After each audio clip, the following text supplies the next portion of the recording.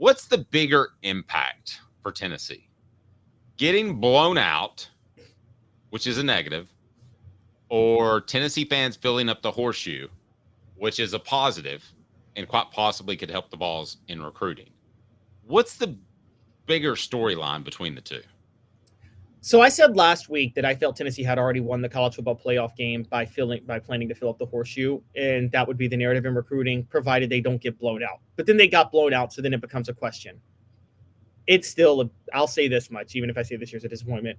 The positive of filling up the horseshoe outweighs the negative of getting blown out. Getting blown out, Dave, you've covered recruiting for a long time. That alone isn't going to deter a player from going to a school. Matter of fact, it may encourage them and maybe have them say, you know what, I want to go help them take that next step, pretty much. The level of fan support that you witness in a game like that, I think changes everything. I think, again, I don't think wins and losses affect recruiting. I don't think one game, a win or loss in one game ever really affects recruiting on a player. Maybe it does, but if it does, it's probably not a player you want on your team anyway. But seeing that fan support at Ohio State, I'll just tell you this.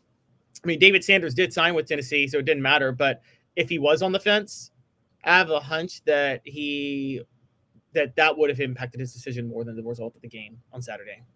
All right, go ahead and click that like and subscribe button. Your thoughts. We made that the poll question. Can you read off the poll question for our good listeners and fans out there? Yeah, sure. What would you grade? Oh, sorry, I still have the early poll question. Here we go. My biggest story for the Vols is making the CFP and being top 10 or getting blown out by Ohio State. So it's about, do you want me to give the results or are we teasing it right now? Well, go ahead and give them. Here's my thoughts on that. There could be one prospect that watches television on Saturday night and says, wow, I really thought Tennessee was there at that level. Now, after seeing the personnel difference, I'm not so sure. So I think that could hurt you. But I believe that overwhelmingly, the advantage will go to those that believe that Tennessee won 10 games this season, had a fantastic season. I think that should be remembered. You beat Florida and Alabama in the same year. I don't think this is the time for mourning at all. No, I agree. I think it's a disappointment. I do think the season's a disappointment. I don't think the time is for mourning. But and from a recruiting perspective, look, if you didn't think your team was going to win a national title this year, which I thought Tennessee was going to, but if you didn't think they were going to, you would have rather filled up that stadium than even win the game, because this is going to, again, it's going to help you get to the level you want. Dave, I mean, I'll just ask you, having covered recruiting for a long time, have you ever seen a player flip his decision because of one blowout loss? They didn't tell me if they did. Okay. But they told you they made their decision. Not that there's any lying in recruiting. Oh, no one ever lies. But they did tell you at times that they were sold on a program based on how impressed they were by the fan support at a game, didn't they? I'm sure that's been a factor, hasn't it? Absolutely. Most oftentimes with Tennessee, frankly. Yeah, it's funny. I forget, Fulmer, I think, once said why he recruited so well national. Didn't he say, if I could just get him in for a visit? Because particularly those California kids, they think of East Tennessee. They're like, oh, they have this mind in their head of backwoods Appalachia or whatever. Then they get to Knoxville, it's like a regular cool place. And it the expectation is so exceeded, it helps them significantly when they're there. This is off topic a little bit, but how old was Philip Fulmer when he got the head coaching job at Tennessee? 42-ish? 42, right at 42. Okay.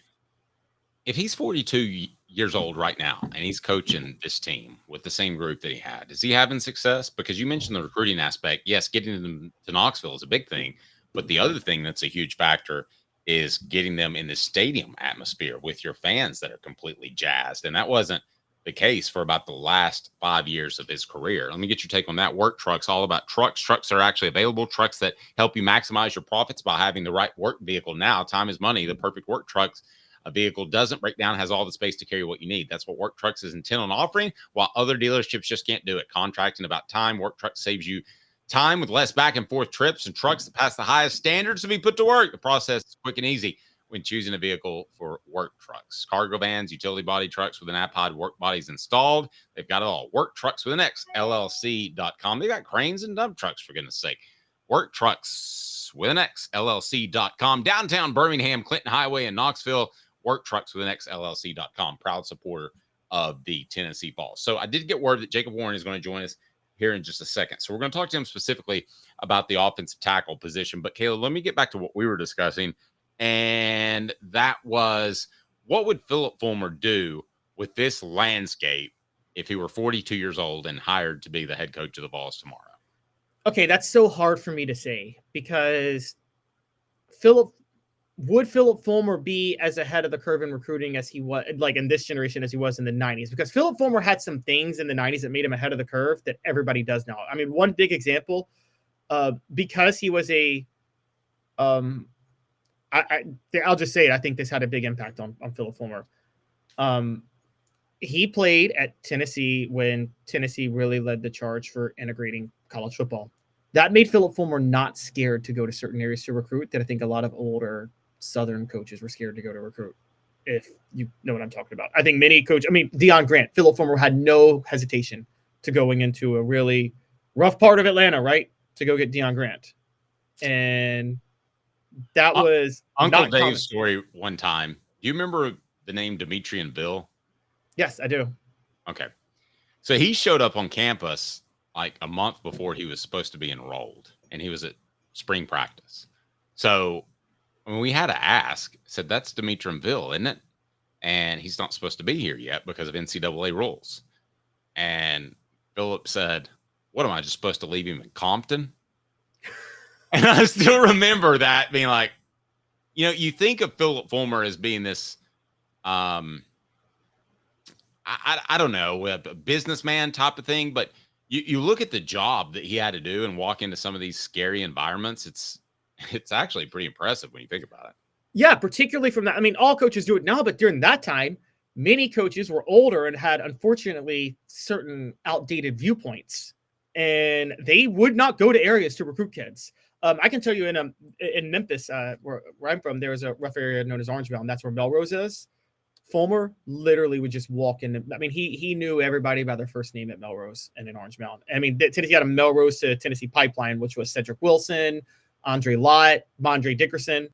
This season may have been a success because of that, with the NIL money, to say, hey guys, we need more money. We need more money to get these players, and Hypo and Tennessee probably could do that. And he can at least show the blueprint of, look, I got us to the playoff this year, but I need more. Let me ask you this. If NIL exists in 2016, 2015, you think Butch Jones could have gone to the boosters in 2017 and said, I need more NIL money? That would have been yeah, they'd have been like, absolutely not. Hypo can at least show, this is what I've done so far. With more money, this is what I can do. Yep. Timothy with a super chat. Again, that goes to Quincy Calhoun's college fund. We're happy for Quincy. With the portal every year, you're building a team that you can't build a program like you did with Majors and Fulmer. Okay, I think they were oversimplifying this a little bit, because every other program is doing this too, right? Yes, I agree.